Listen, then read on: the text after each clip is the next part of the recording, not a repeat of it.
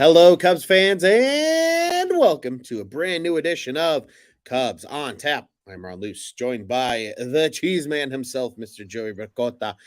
My friend, we're talking about a series loss, but it is the weekend. It's 4th of July weekend. How are you doing on the holiday weekend? I should say pre-holiday weekend. Water. I'm just trying to stay hydrated, Ron. I'm trying to wake up. That's one of the main things I've been working on lately. I used to just wake up and just have coffee. And lately I've been taking tips from people. You're super dehydrated when you wake up. You shouldn't drink coffee right when you wake up. You should drink water. So I'm doing good. I fell asleep about the 6th inning during this game when shit sucked. Everything was terrible. They were losing. They were getting their ass whooped, and it looked like they were not going to come back. I woke up, and they were in that extra innings. So, yeah, that's how my day's gone, Ron. I saw all the bullshit and none of the good things. I just saw them score the runs in the 10th, and saw them score. It was 6-1, I think, when I fell asleep. Ron, how are you doing? I'm good, buddy. I'm good. I'm happy it's the weekend. I was hoping we were going to be coming into this show talking about a series win because I didn't think the Guardians were that good. And the Cubs did the exact opposite. It's a series loss. They lose the last 2 of the 3. Because Friday was fun, Joey. I mean, 10-1. Nico's got 3 hits. Bellinger had 2 hits. Madrigal had 2 hits. Young had 2 hits. Morel hit his 14th bomb of the season. Justin Steele shoved. Shit was looking good. Shit was looking real good. And then the last 2 days, I don't know what the fuck happened. Stroh got beat up, and the Guardians won 6-0 on Saturday. Today, they obviously take care of business in extras despite a valiant comeback from the Cubs. I'm good in all things other than Cubs baseball, Joey, because I'm confused. And I think this is, kind of the definition of what this series kind of was. Truthfully, like Scott says here in the comments, we buying or selling. This team is so bipolar. And they are. They're incredibly bipolar. This was the team that, beat the Orioles 2 out of 3 and swept the Pirates on bookend series. And then they go to London and split with the Cardinals, and they haven't been the same since. Like, what the hell's going on with this team right now, Joey? Your guess is as good as mine. I really like the way that Scott puts that, bipolar. It's one of the most bipolar teams that I think I can remember in recent memory. You get stretches like that, but this team is it's painful at times because you really do ride those extreme highs of, oh my God, dominant pitching and ball flying and, gap to gap. You got triples, exciting moments in games, and great defense. And then you have games where it's like, okay, that's a dumb fucking play, and that's an unlucky break. And, that's a baseball season, I think, in a lot of ways. But, man, it just really gets magnified when not only was this series very important, but you really felt like you probably should have won 2 out of these 3 games against a team like this. And Sox fans are probably sitting here laughing at us right now because they know how pesky some of these guys can be from facing them all the time, like Josh Naylor and, Andres Jimenez and, like some of these guys are the most pesky. Jose Ramirez, just super pesky and annoying. And like, we'll get into Tyon, I'm sure, today too, but like some of that stuff, and I know it happens to him kind of a lot. He's had a horrible season, right? Atrocious. But like today, some of that stuff, he wasn't pitching that bad. Like I watching before I fell asleep, I'm like, it didn't look like his location was off. It didn't look like he was throwing that bad. And then Jimenez hits one that's like up at his eye level for a home run. Like, you shouldn't be hitting that. Like, that should not leave as a home run. Like, I'm not going to just throw Ty on and be like, you fucking suck. But he has sucked this season. We know that. But this is the shit that really annoys me, Rod. Like, this team should not, stuff like this just I don't. It doesn't. I know it happens to every team, but it really feels like the Cubs. I don't know. The luck is just not there right now, and it sucks because you go out with the Friday bang, and you're riding high into the weekend, and now we're sitting here Sunday like I need water. I need to wake up a little bit.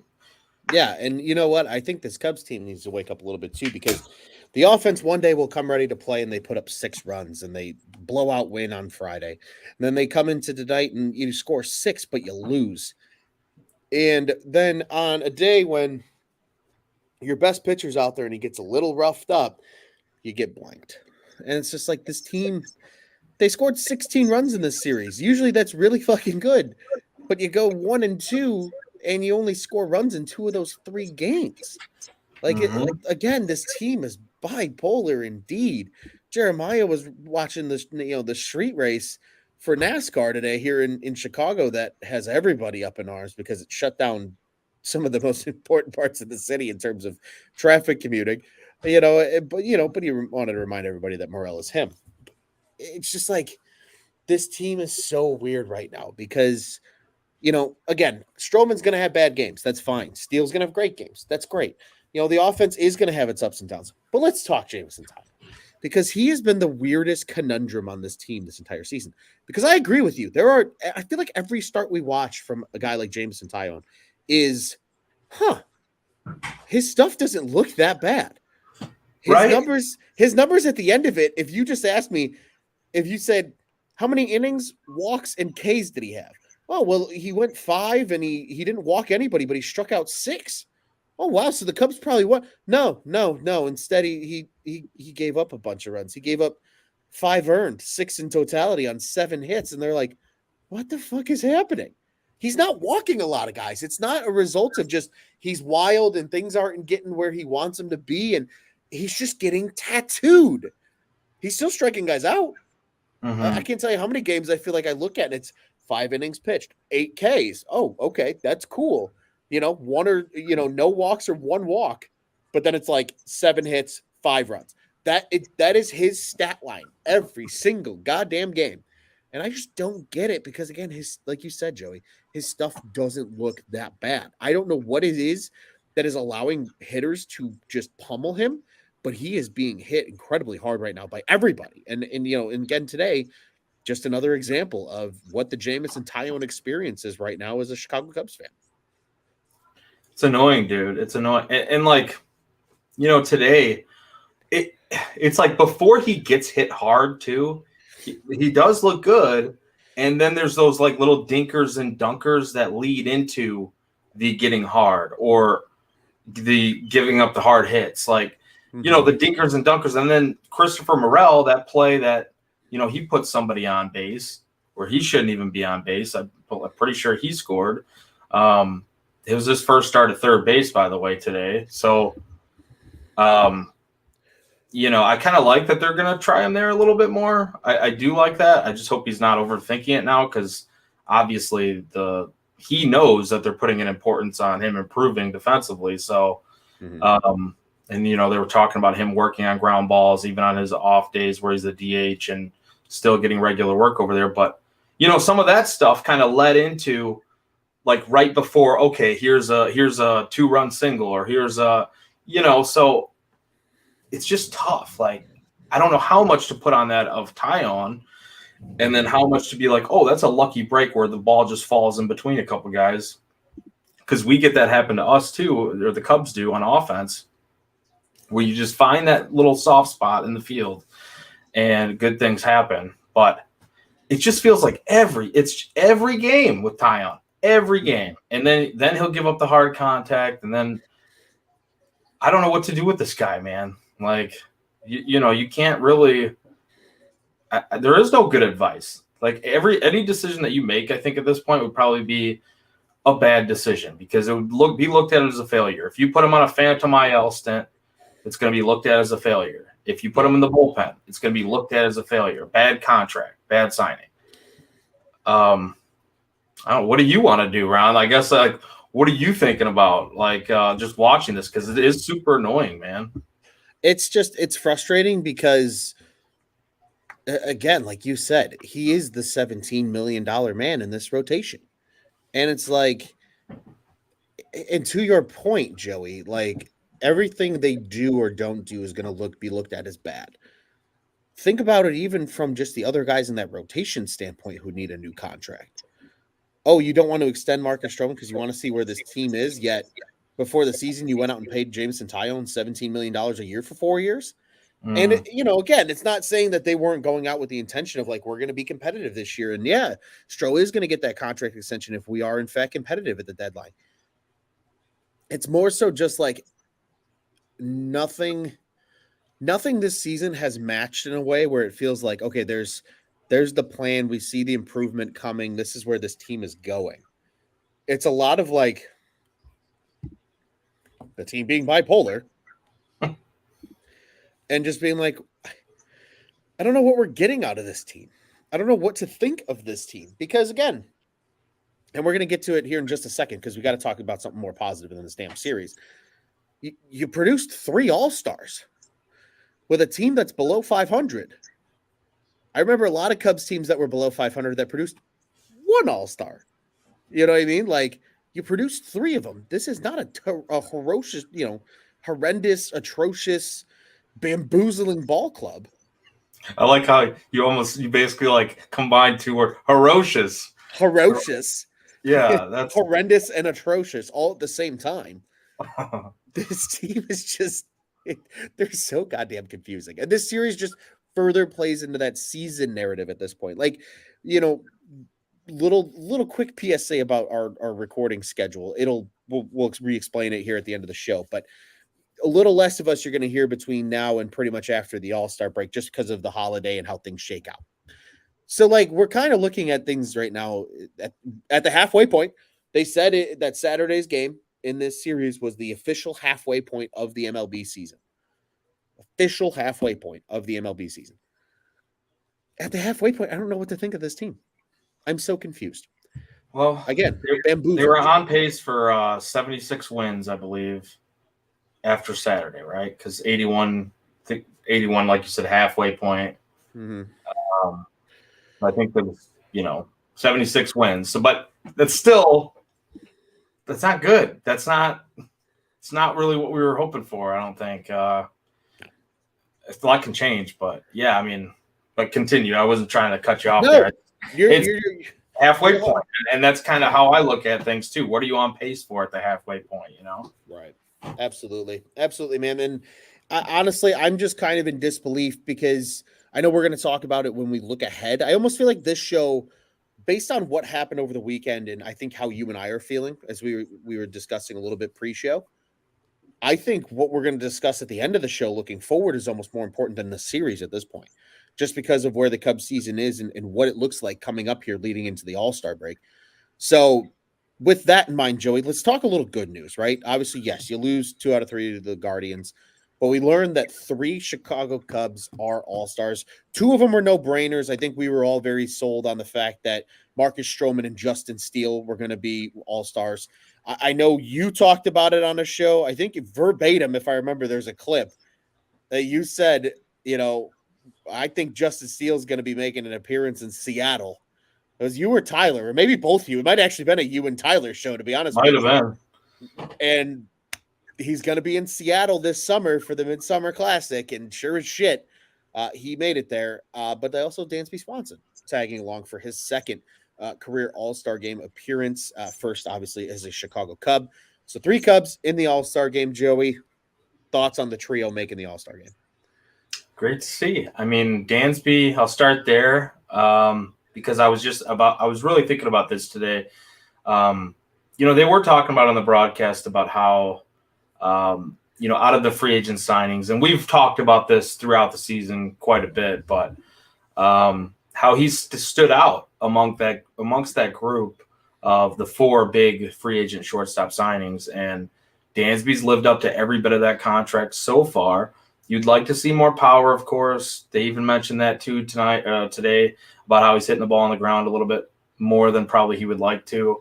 But glove-wise, war-wise, comparatively to other shortstops in the league, when you sign a contract like that, when a lot of the fan base was kind of like No, that's not the one I want. I want Mhm. any of the other three. I don't really want him until he signs, and then everybody's like, well, yeah, Dansby is a good player, and Dansby seems like a nice guy, and Dansby does have a good glove, and Dansby is a very good player, and then yada yada yada, and then, but to see him kind of come through here for the Cubs in his first season with the Mhm. team after signing a contract, to me, not only that, but the amount of games that he has played too, which we knew he's kind of like a Energizer bunny that way. He's very durable, marathon man, whatever you want to say. He just plays. Um, to me, that's like super impressive, man. The way that he's gone about his business with a new team after a big contract, because it's very easy to kind of collect your money, and that first year it's hard to settle in with the new team. We're Right. seeing it with some of these other guys. I mean, I know Correa was already with the Twins, but he thought he was going to the Giants. He thought he was going here. He thought he was, Mhm. the Mets. Like it was a lot different with him too. But so I really just love what I see from Dansby, and for him to make the All-Star game, I think totally deserving. Thought maybe Nico had a shot too. I think you could really still make a big argument there for Nico should be there, but 100%. maybe he's like one of those replacement guys. Comes down to it, we'll kind of see on that. I'm hoping for that for him. But Steele and Stroman, man, no other duo in a rotation out of any team this year has a lower ERA between Stroman and Steele. I mean, they pretty much alternate who's the league leader in ERA right now. Yeah. So, and Steele just kind of surpassed him because of Stroman's last, kind of clunker, if you want to call it that. He just had some trouble there towards the end. But dude, super cool to see Justin Steele get that All-Star game. I just it really is, not just because friend of the program. We've had him on here, we've talked to him. He jokes around, pizza and wings and beer, Cubs on tap after dark, that sort of thing. Like he just seems like one of the guys, but is a homegrown talent. Mhm. We haven't seen that for a while in the Cubs uniform. That fire that he gives you, it's just dominant, man. When he's locked in, he is just dominant. It's different. It's different when he's locked in. When Stroh's locked in, like you're getting a ton of weak contact, and he's going, he can pitch all game. When Mhm. Steele's locked in, you might not hit him, and like Yeah. you might not make contact. So, but again, I mean, just really happy for all three of those guys. I think it goes to show you something, like you said, a team that's under 500 gives you three All-Stars and could give you four, really, if you break it down that way. That says something for the talent that is on this team, even though despite their record and all that. 100%. And I think quickly, starting with the point about Nico, Nico leads the Cubs in a multitude of offensive categories. Like Mm-hmm. Nico is arguably the Cubs' best offensive player in totality for this team. I would say the only guy that probably out measures him in any of those offensive categories is a guy like Morel in terms of like home runs, right? Because of the home run numbers and things like that. But Nico leads the team in RBI. Nico leads the team in average. Nico leads the team in terms of what he does, just getting on base. Like Nico is Nico. Like he's been that good. And I absolutely do agree with you. I think there's an argument for him to be an all-star, even if it is via in a replacement at this point. But yeah, man, he's been so good for the Cubs, and just a guy that I think we have yelled from the rooftops about this time and time again. Just a guy that is severely underappreciated amongst the major league community. I think nationally for what he does with the glove in defensively in the out in the infield as well as at the plate, delivering in the clutch. Having the high batting average, driving in runs. At least this season, especially driving in runs. You love to see that out of Nico. Hopefully, he gets that recognition. But it's good. It is good to see Dansby in the All Star game because I think, like you said, it justifies the Cubs made the right decision in terms Mm-hmm. of which shortstop to pick. They found the guy that fit what they wanted to do as a team philosophy. They found the guy that has delivered the most in terms of what he brings to the position, and he was the one that cost the least too. And he's outperforming, like you said, all the other four major shortstops that were a part of this free agency class this past winter. So Again, just great and great for Dansby. It's been a challenging season for him, adjusting to being in Chicago after being with your hometown Braves, adjusting to really taking on more of a face of the franchise mold, right? Like, he was amongst a lot of great talent for a long time in Atlanta. Pre-departure, obviously, Freddie Freeman, Ronald Acuna Jr., Ozzie Albies, Austin Riley, Matt Olson, then in that second form. You had some of the big name catchers, Spencer Strider's there. A lot of big name talent has gone through that Atlanta Braves organization when Dansby was there. Now he comes to Chicago. He's one of the faces of the franchise. He's expected to help carry this team at times. He's the one of the most, one of the unbonafide leaders of this team because of the nature that he is the long-term guy of this group. You look at everybody else's contracts, not many guys are in terms of, longevity as much as Dansby is going forward in terms of at least guarantees in terms of contract and dollars. And then the duo. Stroh's been elite all season long. One of the highest in terms of quality, outings in terms of a starting pitcher.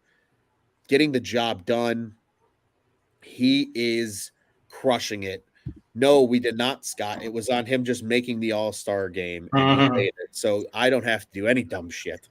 Funny enough, my dad actually brought that up today. He's like, Stroh made it. No dumb things. I'm like, I know. It's great. I'm so glad that everyone remembers that, because I completely forgot until that was just. I know. Everybody will keep me accountable, and I respect it and I appreciate it as well. But then I think at the end of the day, I'm happy for Dansby. I'm happy for Stroh. But holy shit, I'm really happy for Justin. I really am.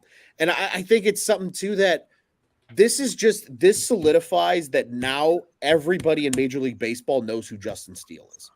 Yeah. It is no longer, of course the Cubs fans are hyping up their guy because they think he's that good. No. We knew what the fuck we were talking about, people.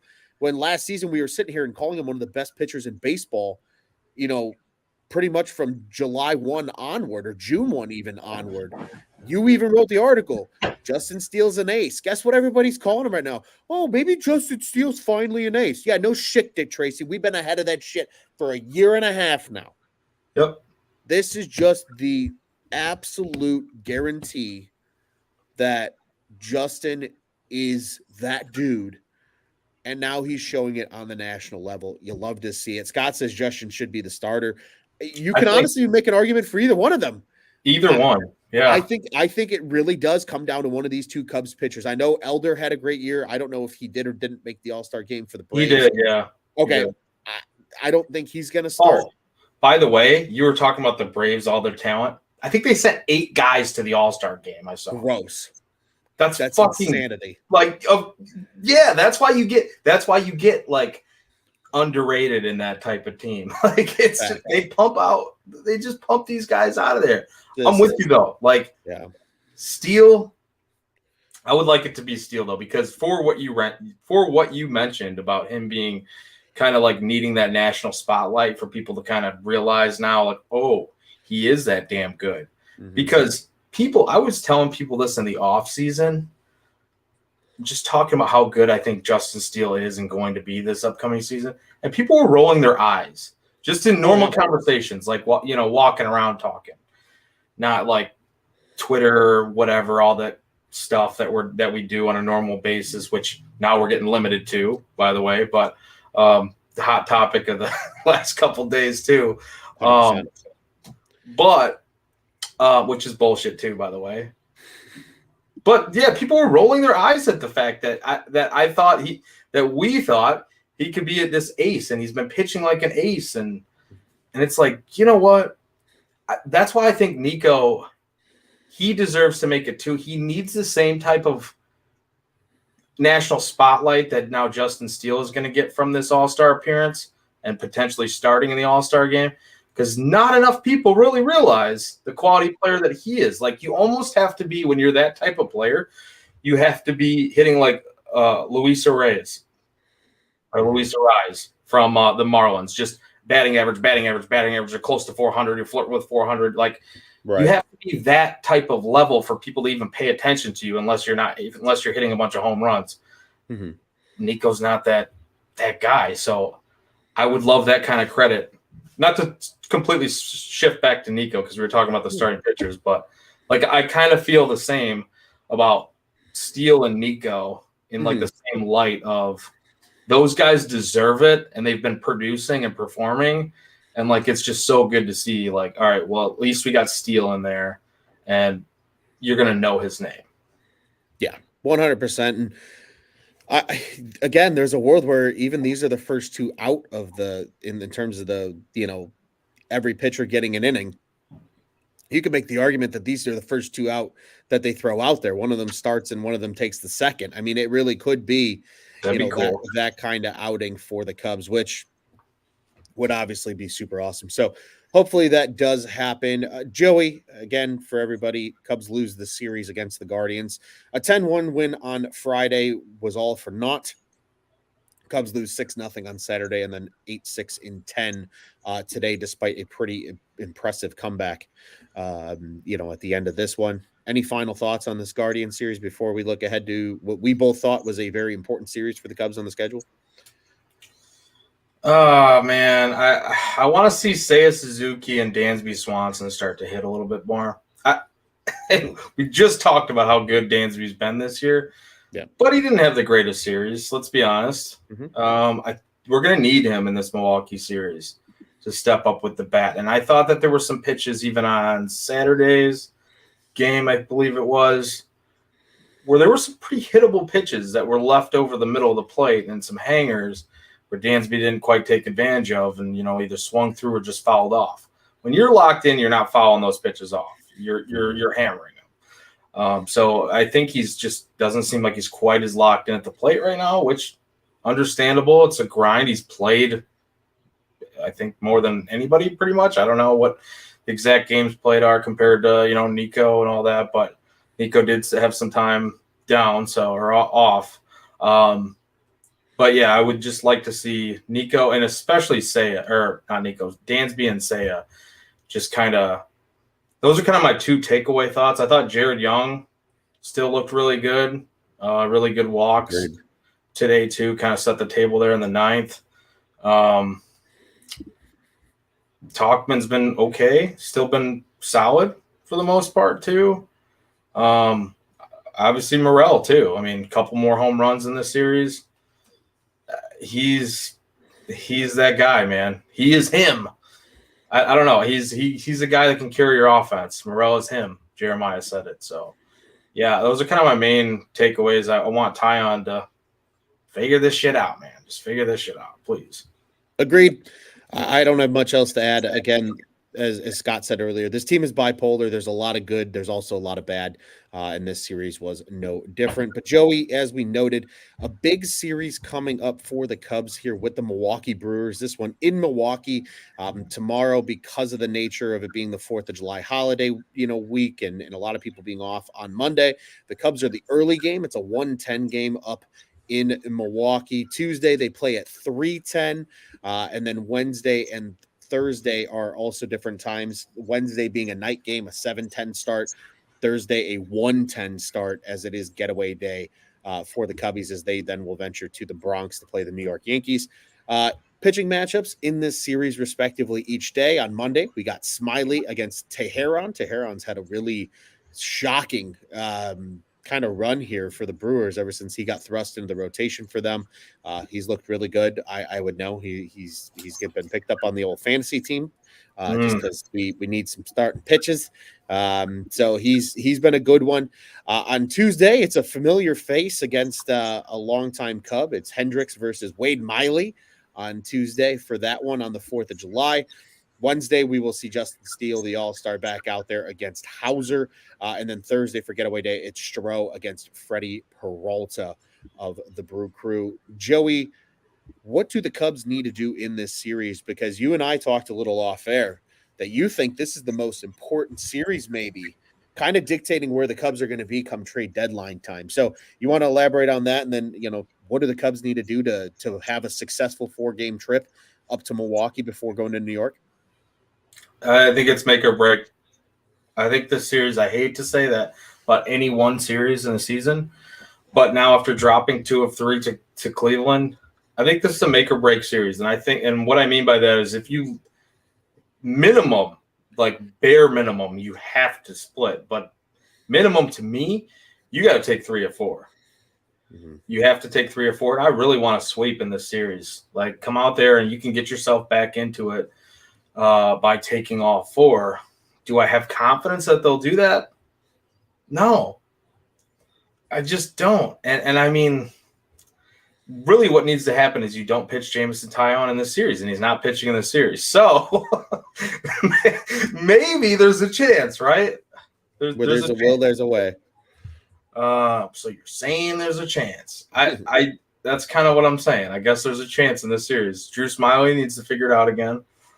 He hasn't really been that great the last few times out. Now me and Juice were talking about how his just the last 7 starts or so, he's not his ERA is pretty bad, not just the last outing, but Mhm. needs to figure it out. The bats just cannot be bipolar. Just don't be bipolar. If you could put up 4 or 5 runs on a daily basis, just 4 or 5 runs. We don't need 10 followed by 0, followed by 6, followed by 0 or 1, followed by 7. Just put up a consistent 4 or 5 runs, and you're probably going to win more games than not with the way the starting pitching is. Mhm. Just the way it's going to go. Obviously, you needed a little bit more today, 8-6 game. But that's going to happen too. It's still teams can hit, and there's still going to be a lot of things that happen on a day-to-day basis. But just can't go bipolar. I think, be ready to hit against Wade Miley. I mean, we know he likes to work fast, so Facts.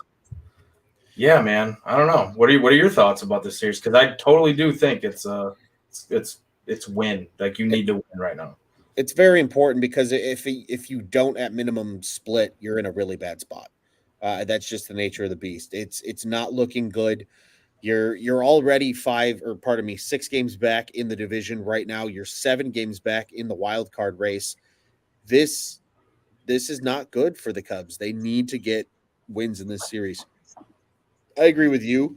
The bare minimum in terms of acceptance is a split, but you absolutely want to at least take 3 or 4 here. You gain a effectively 2 games, right? It's a division game. Division games are still important in in the standings. It's how you gain ground on people. You can win 3 of the 4. You are gaining a lot of you're ultimately gaining 4 games in this race by winning 3 of 4 because those the one of those wins is getting countered out by that loss in terms of ground made up, but then you're effectively buying 2 games each win. That's just how it works in the standings. And your 6 back, 2 back looks a lot better than 6 back at the end of this series. And if you can get the sweep, you accomplish that. You're at least tied for the division race, pending what the Reds do. But you're in a much better situation going into New York and then ultimately the All-Star break next week than they are if they come out and they shit the bed and they only get 1 win in the next 4. So I'm right there with you, man. This is a series that can definitely start to, you know, to start answering Scott's question from earlier in the show. We buying or Yeah, selling? I think that this is the series that starts pointing that needle in the direction that it's going to occur at the trade deadline. yeah, dude, 100%. That is really why I think we are so looking at this series really as quickly as we are, because it is that tipping point of what you're going to do at the deadline. Not so much that you can't come back if you're down. Let's say you're down 10 games after this series, right? You don't want that, of course, but Right. if you're down 10 games, like it wouldn't be as terrible in early May as it is. You don't know what you're going to do with the trade deadline, so that's why this is such an important series. If we want them to buy, because I think we all do here at Cubs on Tap want them to buy. You got to put pressure on them. You got to make them need to buy, because they'll feel that pressure and they will start to trade for guys, especially if the standings call for it. 100%. And I think a lot of light has been shed on the whole Stroman situation. The team wants to see where they are at the deadline. He's already said that even if it were to come down to a trade, he would be interested in returning in free agency. That's reassuring, I think, for Cubs fans, knowing that there's there's a world where they say, "Hey, things are going well. We're going to sell at the deadline because we're not quite there, but we would love you back in the wintertime." And especially if there's a, "Hey, we'll have this dollar value and term ready for you when you come back. And if he's all right, cool, I'm going to go try and help a team win a World Series and I'll be back. And we'll bring that injection of this is how you do it to this, this Cubs clubhouse. Then I think that's key. But again, this is the series I think where a lot of those questions start to get answered, and it's a big one. I don't think the Brewers are that good. They've been getting away with a lot of shit. Now is the time for this Cubs team to come in and just try and get some wins, because not only are they 3 wins potentially out of 4, that's a momentum changing 3 out of 4 in the division standings. Because if they have a good month of July, they're right back in this thing when the trade deadline creeps around here at the end of the month and beginning of August. So I'm hoping things go well, because you get a couple of wins here, you get a couple of wins in New York, and then you got 4 days to chill, at least for everybody but the 3 All-Stars, before returning and getting back into the swing of things. So I agree with you, Joey. Be consistent offensively, pitch well like they have all season, and more likely than not, good shit's going to happen in this series coming up, and they absolutely need to do it. Joey, before we get to any very final thoughts from you of just in totality about the Cubs, fly the W player. Who are you looking at? Who are you keeping an eye on for this Milwaukee series? Who's got to step up and do something big in this series to help them win 3 out of 4 potentially? Whew.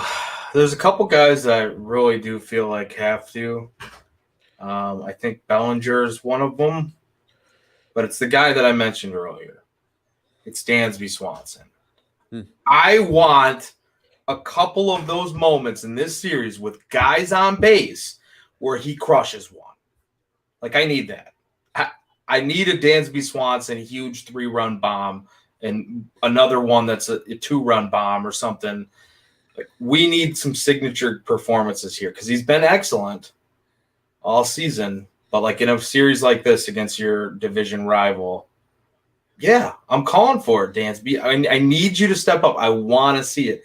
As a Cubs fan, it's going to get me hyped up to see the big contract guy go out there and put his foot on your division rival's throat. And I need that. I so need that, man. I am right there with you. It would be nice to see, for a similar reason that you said, in terms of that division rival killer. Like, Aramis Ramirez was a Brewer killer in his Cubs heyday. He was that guy. Good call out. I love that. It's been a while since we've had like a Brewer killer or a Cardinal killer. You know what I mean? There's plenty of the opposites that are Cub killers. I got a small journal of names that give me PTSD list of guys that were Cub killers in their careers in my lifetime as a Cubs fan. A guy that I could absolutely see becoming a division killer that isn't the Ian Happ's already the Reds and Pirates killer. Yeah, we got those guys, the Reds and Pirates guys. We got that guy. Nico Horner, to me, is the perfect candidate to become the Brewer killer. And I want to see it in this series. He's the team leader in ribbies for a reason. He comes in the clutch. He comes in the clutch when men are on base. Keep doing it, Nico. I want the Brewers fans to start hating Nico Horner. That's what I want. That is exactly what I want. I want Nico to be at the plate and me to be at some, a fly on the wall at a bar in Wisconsin. And some old guy at the bar that's a diehard Brewers fan go, shit. There's Nico Horner cats at the fucking plate. That's what I want. That's what I want. I want him to strike fear into Brewers fans as that Brewer killer. And it needs to start this series. So I'm taking Nico Horner as my fly the W player. I love it, man. He needs to be like that. Like, to me, I'm getting the same type of vibe from a guy like Brendan Donovan with the Cardinals. Like, I need that. And yeah, with like Nico, I would love that. I want to ask you this question because you weren't on the show with me and Juice before we get out of here. What are your thoughts about Nico in the 4-hole? Being that RBI guy. 4-hole? The 4-hole. I know it's not it's a thumping position for home runs, but that clutch factor. Like, what do you think about that? Are you against it? I'm not against it. I'm all for trying anything once. Not just in baseball, but in life, Joey. And I think it could be worth a shot.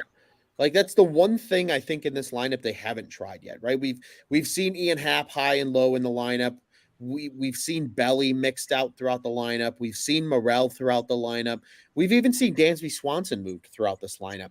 We really haven't seen Nico moved outside of like the 1 or 2 spots of this lineup yet.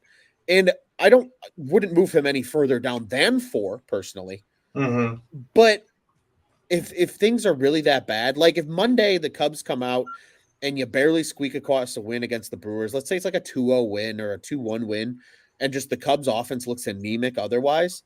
If I'm Ross, fuck it. Tuesday, throw Nico in the 4 hole. See what happens. See if it works out. Give guys a different look. Give the Brewers pitching staff a different look in terms of a construction lineup standpoint. See what happens. But I'm not against it. I wouldn't. I don't think I would do it routinely. I truly do like him in that 2 spot. I think that's where he's honestly best suited. But again, if you need that spark plug and sometimes just that kick in the ass from a lineup construction standpoint, I think Nico's a good option to, again, 1, 2, 3 games in a row and just see what happens. Have Nico in that 4 spot and see if he can drive some guys in. I think the key being you got to get guys that are high on base guys in front of him. So you got to have a Talkman at the top of the lineup that day. You have to have an Ian Happ potentially in front of him in the lineup. Maybe you're even, putting a Cody Bellinger in the 3 hole that day to give him a little bit of protection to ensure he sees good pitches that he can drive in if there are men on. I think that's the biggest key if you're going to put Nico in that spot. I don't hate it. I like him in the 2 hole, truthfully. But again, if the offense looks anemic, I'm up for trying whatever it is to give the offense a spark plug, because to me, that's the biggest reason this Cubs team has been bipolar this season is the Cubs offense, like you said, looks really good one game. We saw it in this series. 10, none, 6. Enough of it. You need more consistency offensively if you're going to win ball games. Yeah, I think that's an interesting point, though, because I do agree. I don't think I would go much lower than the 4 spot, like you were saying, because ideally, and I do like him in that 2 hole, too, because I think you're your best bat handler in that 2 hole, and that is Nico, in my opinion. Mm-hmm. I do like him in that 2 hole as well. Yeah, and I like the points that you're making too about like Talkman, maybe Talkman high on base 1, maybe Morel 2. I don't know, but then you counter it with Happ 3, Nico 4, like something like I don't know if I would want Morel 2, but he would have a little bit of protection there from the guys behind him too. So. I think if you're going to do it that way, I almost think you're better off putting Happ 2 and then Morel 3. And then putting Nico 4 and then maybe Dansby 5 and then like Belly 6 if you're going to go that way with it. That's actually again, I don't mind that either, because since Happ is the switch hitter being 2, that really wouldn't bother me as much. I was kind of thinking trying to go lefty righty type of thing, but Happ I think I would prefer that. I like that. I think a little bit more. Gives a different look. It's certainly something we could possibly see. Joey, I'm hoping they get some wins, man. Any quick departing thought for us here before we begin to close down? Happy 4th, guys. Happy 4th to you, Ron. Hopefully you and your family have a good 4th. My friend. I am looking forward to the shenanigans. Hopefully some bags out in the backyard, some bocce, beer, bags, and bocce. It's like the 3 Bs. I think that just sounds like an awesome 4th of July to me. Did you call it bocce? Bocce, yeah. You mean bocce ball? I say bocce, Ron. I say bocce. Are you a Scotty boy out there in Rockford calling it bocce? No, it's bocce, Ron. It's bocce. It's bocce. No, it's not, Ron. No, it's not.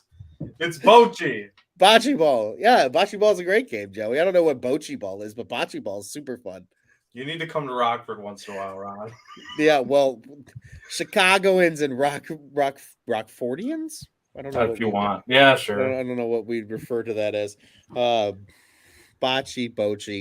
I guess in this case we can literally say I feel potato. like that's the Potato. white way to say it, Ron. Brian's having the best time of his life watching us debate Bocce versus Bocce. Hey, boach him out of there. Boach him out of there. If you like see like the old Italian guys, like Yeah. Well, you yeah, gotta because poach him out of there. the way Italians speak, they would say butch. It sounds more butch. Yeah, butch. You got to get the butch out. You got to get the mutz out, and you got to get the Italian sausage. You know what I mean? Oh, dude, yeah. And we're gonna have Italian beef tomorrow too. We're not even grilling. Ooh. We're gonna have Italian beef. Fire. So that sounds good, dude. Honestly, I need to practice now. And the backyard sucks because it's not like original. It's not like real courts that we have. We're like playing with all uneven bounces, and you're fucking yourself up, and you're like the baseball gods. It's in the baseball gods' hands when you let go of the ball. It's in the bocce god's hands. The bocce god's hands. but once you let go of the ball, I need to practice, Ron. I need to practice. Like, because these old Italian guys are gonna kick our ass early on. I believe it. Because they are good. Well, you'll have to let me know how your bocce practice goes tomorrow, so you can whoop the old guys' asses then when they challenge you to a good old game of bocce ball. I'm gonna punch you through the screen.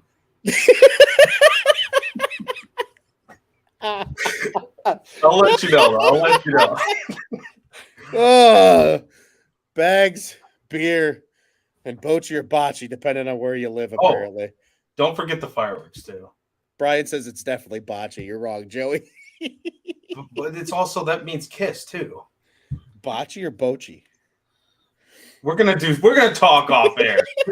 We're gonna talk. Before we wrap up, everybody, I want to remind everybody we're going to a little bit of a series recap schedule between now and the All-Star break. So the next time you'll hear from us because of the holiday and things like that, be on the lookout. I think the guys are all going to be posting various, 4th of July related content. Surely Cubs content will make its way in there at some point as well. But next time you'll hear us on the microphone will be Thursday. Following this Brewers series, talking about it as a 4-game set as a whole. And then we will be back again for the Yankees recap on Sunday, just as Joey and I did here with this Guardian series. But that one will be a special episode. We're going to try as many of us on the show as possible. Hopefully we get all 5 of us. We'll see what happens. It just depends on, the roll of the dice. But that will be our All-Star break special. So not only will we talk a little bit about the Yankee series and whatever happens for the Cubs, but we will also dive into, players of the first half, guys to watch in the second half, different headlines that we've seen from this team in the first half of the season, and so much more. Be sure to tune in for that one. That should be a blast. That'll be a long one too. That'll be a real Sunday fun day episode. So bring your beer to join us. So we'll bring our beer and we'll hashtag crack them and talk about the Cubs before the break. And then it's a week off and we'll be back with you again then the following Sunday for that series recap. And then we're just going to glide right into our normal scheduled programming. Monday night still will remain with our friends over at Dingers. And then we will pick up with you guys then that following Tuesday. As a reminder as well, Joey, with that in mind, Cubs on Tap, one of 2 Cubs podcasts covering the Cubs for the On Tap Sports Network. Check out our friends over at Dingers. They will be live tomorrow night, at least I'm assuming. They might not be with the holiday, so be on the lookout for our friends over at Dingers, at Dinger Cubs on Twitter and Instagram. But the boys are live every Monday, assuming they are not running into a holiday or whatever. Obviously, this week being a holiday, so keep an eye on that. Scott says Joey's calling for an Italian hit on Ron over bocce ball game. He even said bocce too. So it's not just me, Joey. It's not just me. Listen, I've said this way my entire life, and I'm gonna call and I'm gonna get it confirmed once we get out of here. I'm gonna get it confirmed. Right. It could be just like a slang thing that we've said. I'm sure it's a dialect thing, as everything else is in life, but it's a fun thing to have.